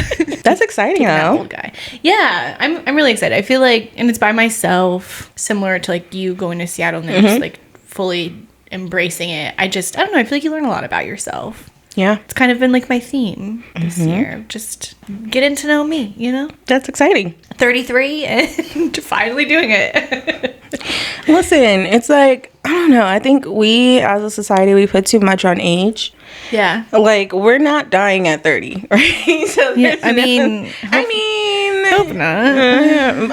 For the most part, the average lifespan of a woman is like 86. Yeah, that sounds right. 86, something like that. So in the oldie days when you had to have children and be married by 13, it's because the average lifespan was like 30. So you have time to live and grow. Yeah. And be different versions of yourself. I think it's so funny because, I mean, I guess from like a young age, I never put pressure on myself to get married because I've never really like wanted that, I guess. I don't know. Did you dream about it when you were younger? Yes and no. Okay. So for me, I did want to get married because I grew up in a 2-parent home. That sounds terrible. But no, I grew up, you know. And I didn't. Childhood trauma. And everyone's like, we know. Oh,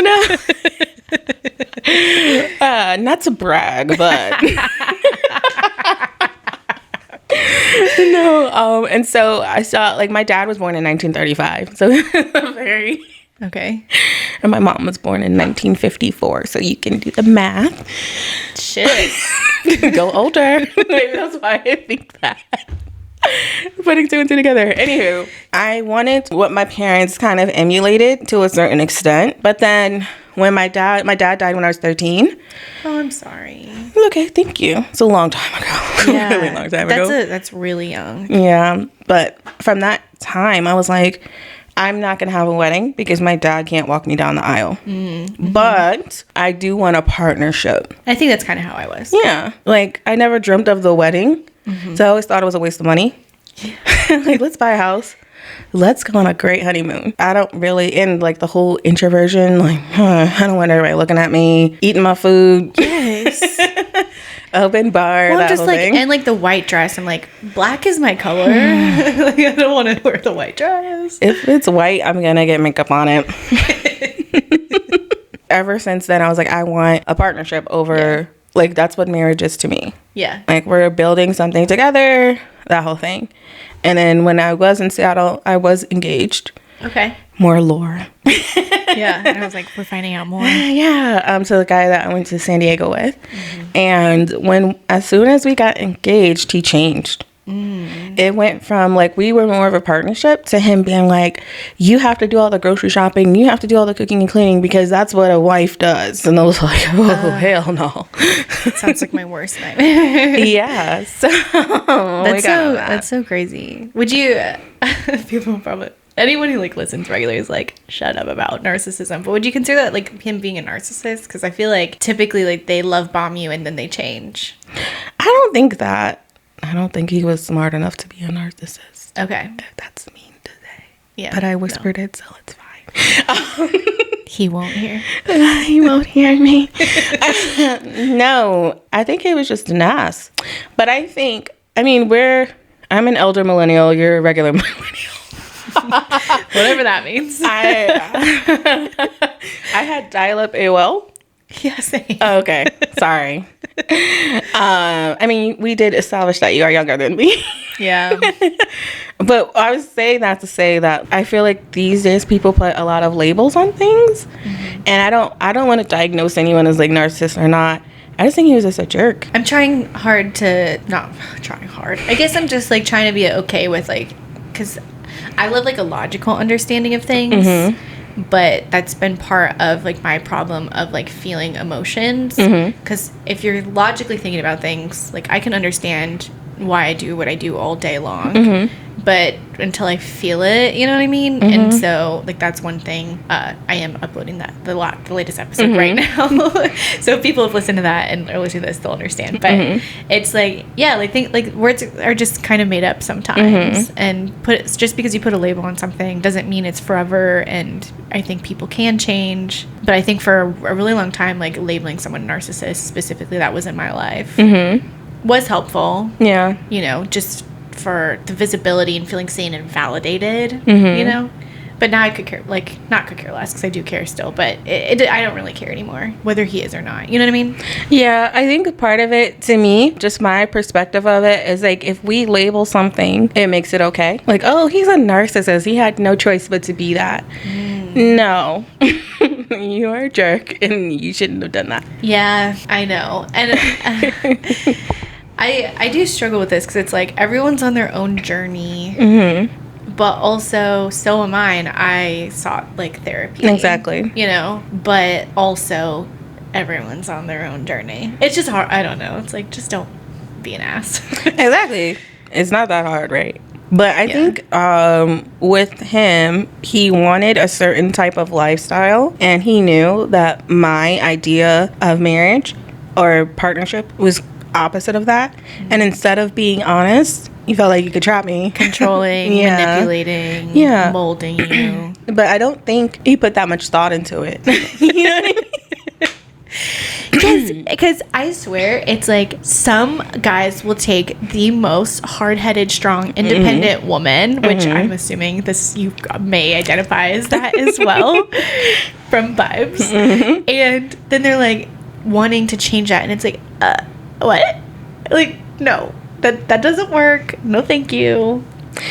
I understand what you're saying, but I'm also saying that some people don't consciously know what they're doing. And I think, especially with men and how they're socialized. Maybe it's giving them too much credit. Yeah, 100% giving them too much credit. They don't think of it that way. They just think, of course she's going to change for me. Yeah, this is what I want. Yeah, this is what I want.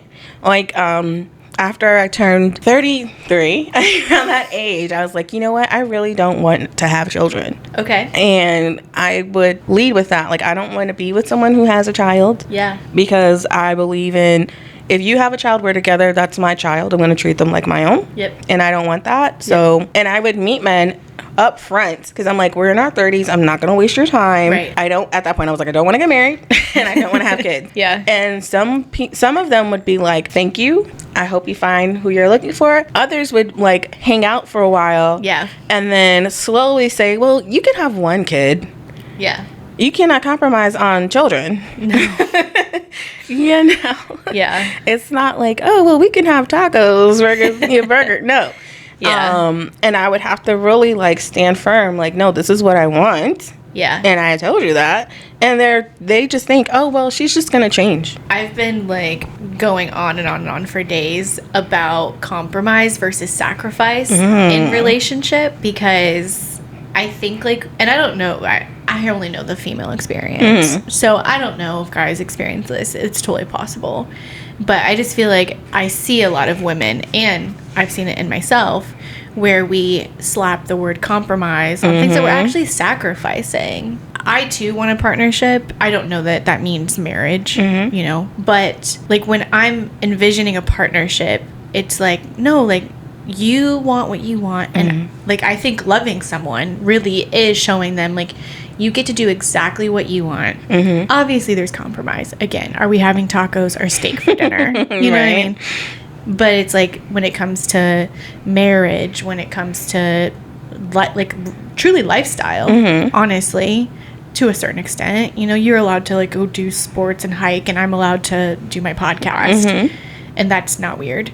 But you know, kids and The big thing. I think religion can kind of fall under that too a little bit. I don't think we should sacrifice our life away. Yes, 100%. I agree. No notes. Love. No, I mean, and I think it's socialization as well. Like where women are socialized to be nice and compliant and you know, and I dated a man, and we got into an argument about that, and he was like, you bend, I don't bend. His exact words, and I will always remember that in my brain. Wow. He like explicitly said that, and I was like, thank you for saying that. Bye. That is. Oh my God, I don't know what I would have said or reacted. I think that would. She was too stunned to speak. Yeah, I think I would freak out. But it made so many things so much clearer in that moment. And I was just like, you are right. Yeah. I was always the one bending, and he was not. He was very rigid in his standards. Yeah. And why can't we be like that? Yeah. To a certain extent, of course. But yeah. For sure. Absolutely. You know, everything in moderation for the most part. But no sacrificing. Yeah, that's so interesting. Like my last relationship, it was weird because I was like very strict on like, I don't want to be changed. Like, no changing. Cause like I experienced that in the last one. And that would come up a lot. But then I would talk about like, I'm sacrificing so much. And then they would be like, no, but me too. But it's like nothing in your life changed. You know, like you're asking these things of me. Like, and I would have to give an example. Okay. We can do that off record. I can give an example. I can always cut it out if you want to know. Okay, yeah. I'm like very curious. So he was a different religion than me. And his religion was like very strict. And so he couldn't allegedly introduce me as his girlfriend. And so I was just his friend. And that meant like there were so many things that came along with that. Like his parents like met me like once as a friend. He'd know posting on social media. I'd be like, I'm compromising so much of my life. And then like religion talk came up about like, because you know we talked about kids and this and that, yada yada. He was like, well, I'm compromising too. I'm like, well, what are you compromising on? He's like, do you think I don't want to tell my family about you? Yes. In that moment, you were like, yes. I'm sorry. Exactly. No, 100%. Exactly. And I was like, this is your rule, you know, and I'm respecting your religion, and I get it. And this is a relationship decision. He's like, I can't be myself. I can't tell them about you. I'm like, well, go fucking cry me a river. So very similar, I would say. Okay, this is what I will say.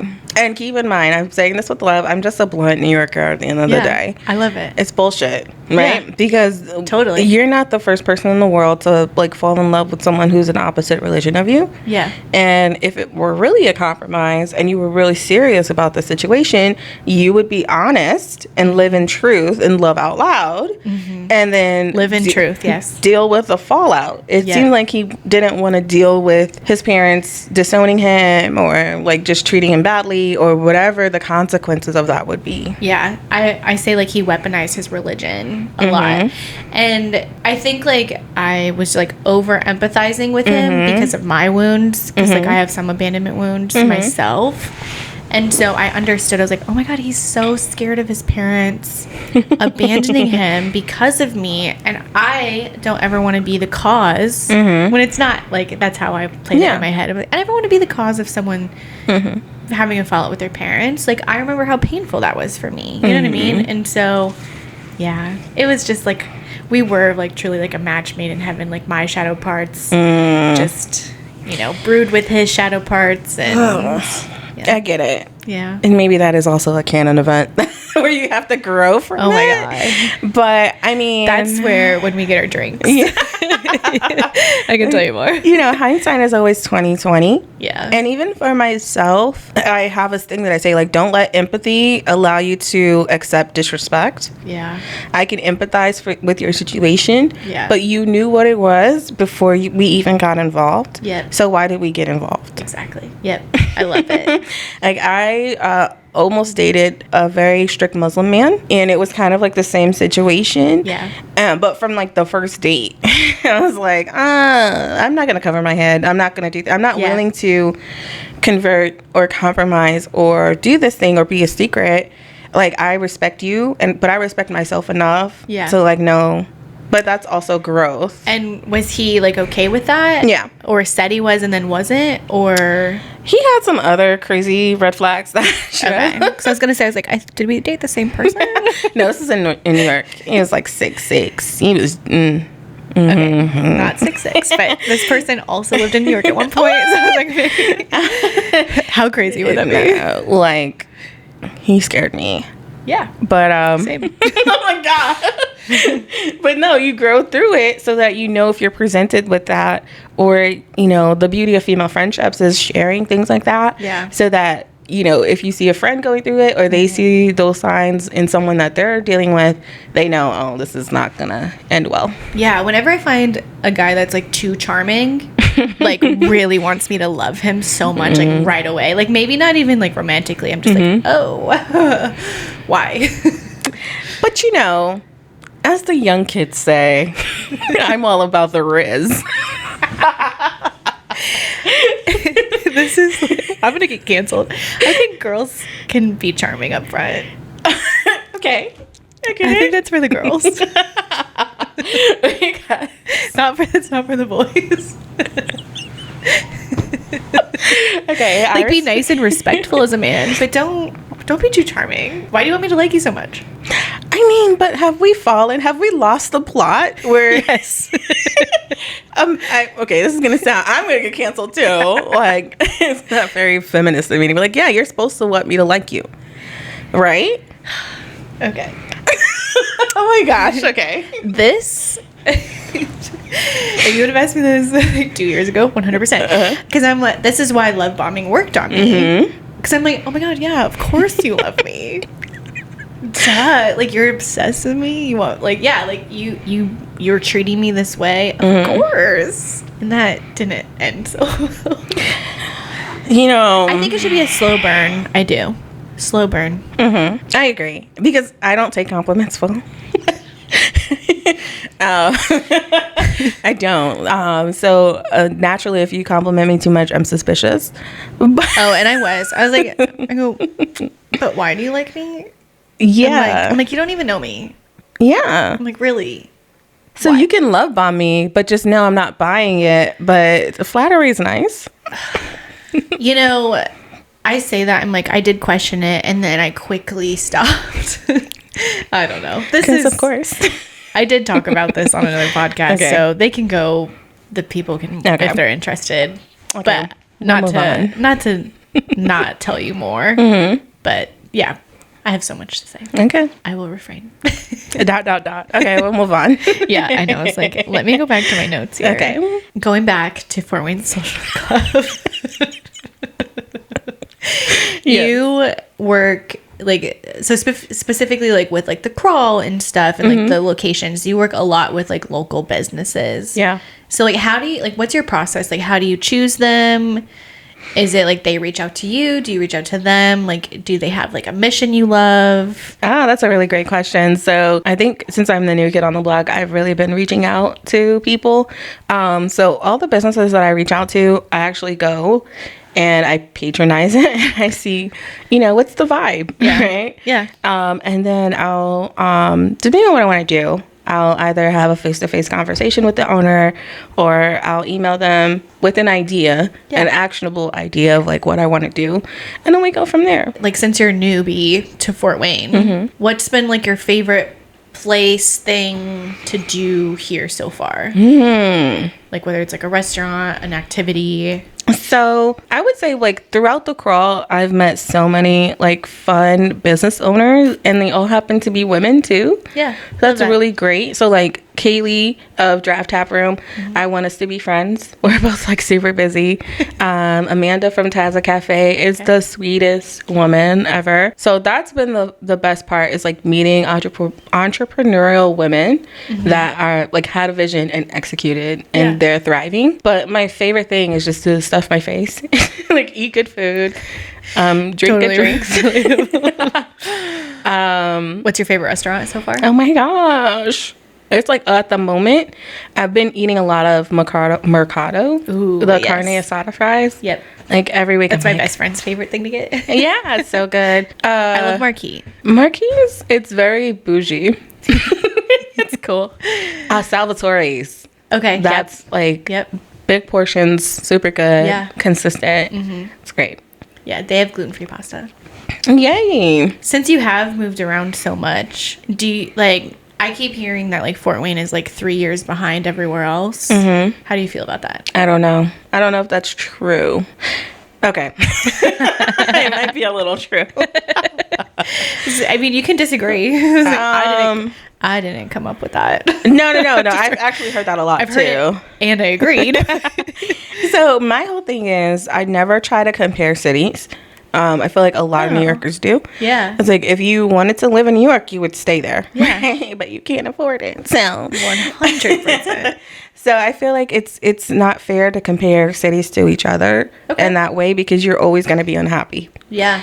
That's a good outlook to have. Thank you. With Fort Wayne, I would love to see more technology being used here. Oh. I will email someone and they'll be like, I never check my email. And you own a business. Why are you not checking your email? Yeah. Or, just people who only accept cash in a lot of areas, like things like that. But I understand, now that I've lived all over, is that the technology and infrastructure really needs to be worked on here. So just understanding that part of it.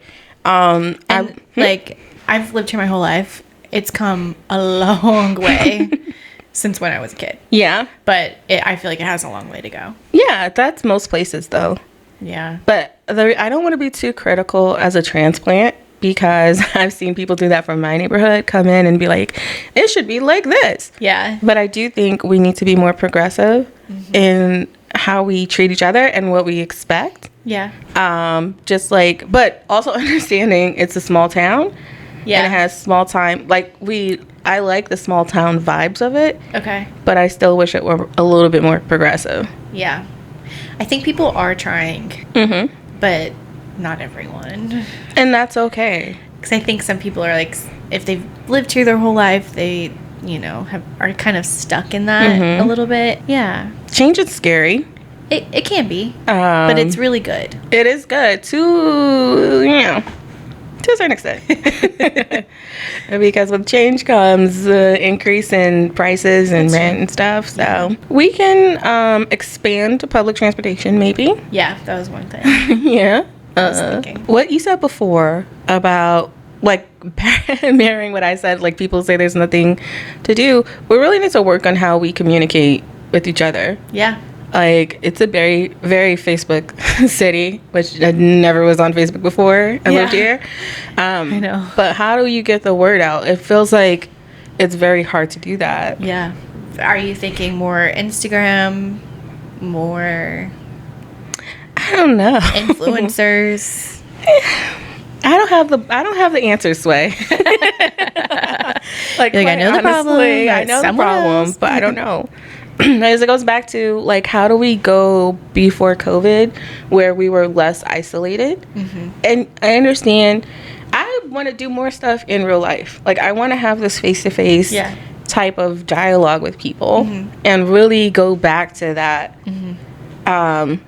Because the isolation, the individualism, that's killing us. Yeah, I think that's such a good point. And I mean, yeah, me too. Like, I don't really fully know what the answer is. I think talking about it is one thing, so I'm glad you're on the podcast. There is, like, input Fort Wayne, and there's things to do Fort Wayne. Like, there are places, but you kind of have to, I don't know. Like, I like to think that I follow a lot of Fort Wayne accounts, and I see a lot in my feed, and I still see things, and I'm like, I didn't know about that. Like, my friend will post about it. I'm like, first of all, why did you invite me? Number two, how did you know about this? Yeah. I'm like, I would have gone, you know? Yeah. It's going back to also something that I hear about Fort Wayne a lot is, like, clickiness. Okay, yeah. Because I don't want to, like, disparage anyone, but a lot of those places, like, I've also tried to get into, like, talk about myself. Are we okay? No, yeah. Okay. Sorry, I get, like, anxious that it's not actually recording. Oh, okay. Even if this dies, I'll just throw our picture up, and then they can still hear us. Okay, cool. Sorry. No. Like, I'll stop yapping. No. Never.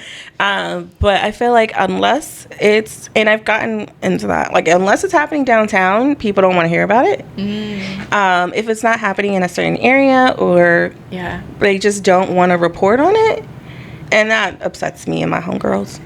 Yeah. Literally, I feel like nothing happens on my side of town. Yeah. And that makes me sad because it's so easy to just, like, boop. But I get it, you know. And I'm fine with driving downtown. Yeah. I feel that I used to live on the southeast side. I'm more like central. Okay. East Central? I don't know. But I am geographically challenged. I've lived here my whole life, so. Yeah, you are really Southwest. Yeah. I underestimated the drive here. Sorry about that. But no, it's fine. It's just that, why are we only paying attention to downtown when there's love to go around? Yeah. And that's why I wanted to do the crawl, because there's, you know, Tazas and Wayndale and Crescendo, that's Southwest. Oh. Like, there's different places you can go. Yeah, I guess I haven't even fully checked out all the locations yet. Yeah. Yeah. Shame on you. No. I know, I'm like, I did do research, No, but you not giving it away. No, it's all good. I did. I checked it all out. I know exactly. Listen, I don't expect you to know every single thing about me, but I do. You know, like, there's nothing to talk about that. No, it's cool. Yeah, going into this, I was like, what are we going to talk about for 2 hours? I'm not that interesting. Well, first of all, I disagree. Number one. Number two, I was like, and I feel like when it's someone who, like, I would have considered you a stranger before this. Yeah. I'm just like, I have, like, talking points, obviously. I have, like, a whole notes app, but I'm like, we could probably get through this, like, really quickly if she's not a talker. But Sir yaps a lot. Yeah, same. But I feel like it's, like, the strangers who I have, like, the most random conversations. And usually we cry. We didn't get that yet. Oh, don't cry. There's still time. I'm a thug. You're not a crier? That's the Aquarius. No, not a crier. Yeah. That would require me to know what you're thinking. Oh, my gosh. No. But because you have really good chemistry. Thank you. I say, like, my superpower is, like, people just, like, tell me things. Yes. Same. Like, I'll go to the store and then I'll learn their entire life story. And it's like love and hate. Sometimes I'm like, no, I don't want to see that picture of the thing, the surgery you just had, and it's infected. You know what I mean? It's like, I will, because I'm a freak and I like that stuff. But sometimes I'm like, I think that was a little bit too much. That episode with your friend that had the surgery, endometriosis, and she said that they took a picture of her ovaries, and I was like, I kind of want to see that. Yeah, Jessica, if you're listening, send it to us. You said it was cute. I don't know how I feel about that, but no shade. I've seen anatomically correct, like, female reproductive systems. That's funny. She thinks it's cute. That's all that matters. Okay, I'm sure hers is really adorable. My mom just had, like, an endoscopic and a colonoscopy, and they're like, there's the pictures of it. And I'm like, okay. She's, like, still, like, sedated. I'm like, let me see. I looked. I looked. Okay. Looks good. I'm not a doctor, but I think she's okay. Dang. From the rooter to the tutor. You ever heard that? the rooter to the tutor. What does that mean? Use it in a sentence, please. Can we get a definition? We're gonna have the audience help you with.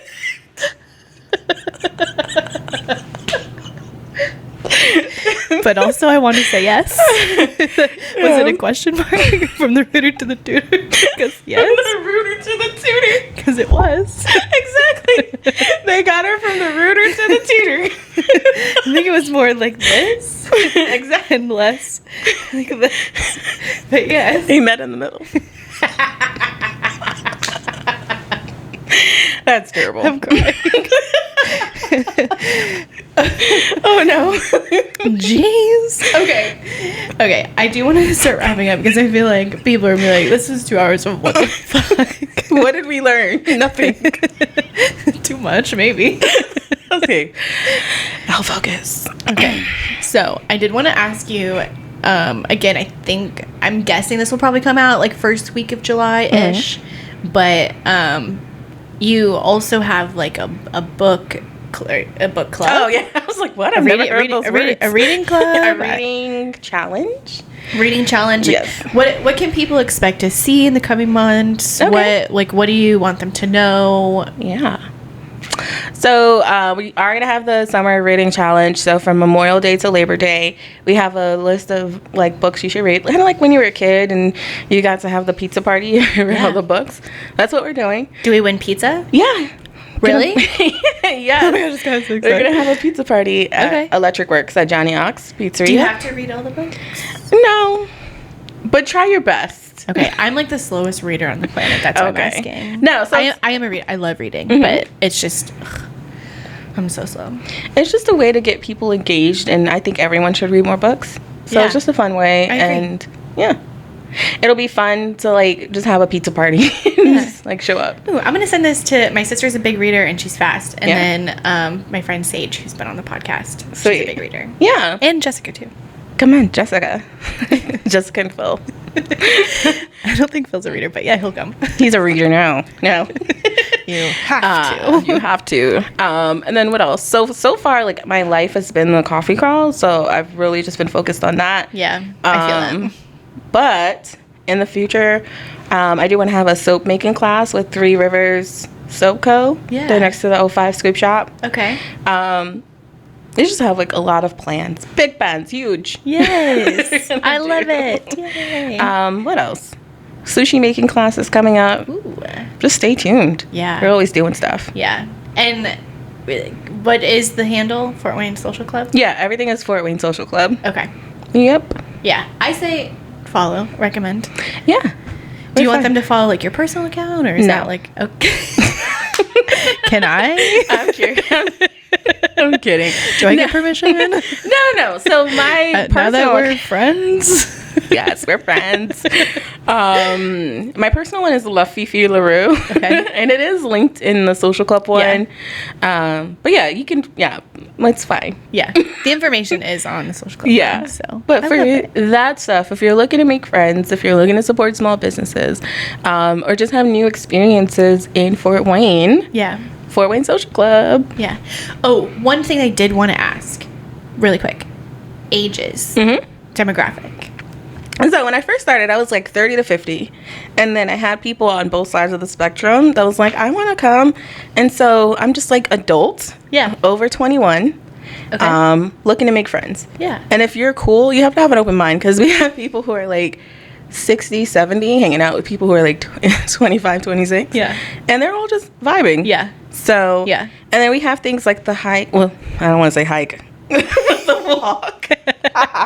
If that's what you had labeled it, you better change it. Just kidding. The walk.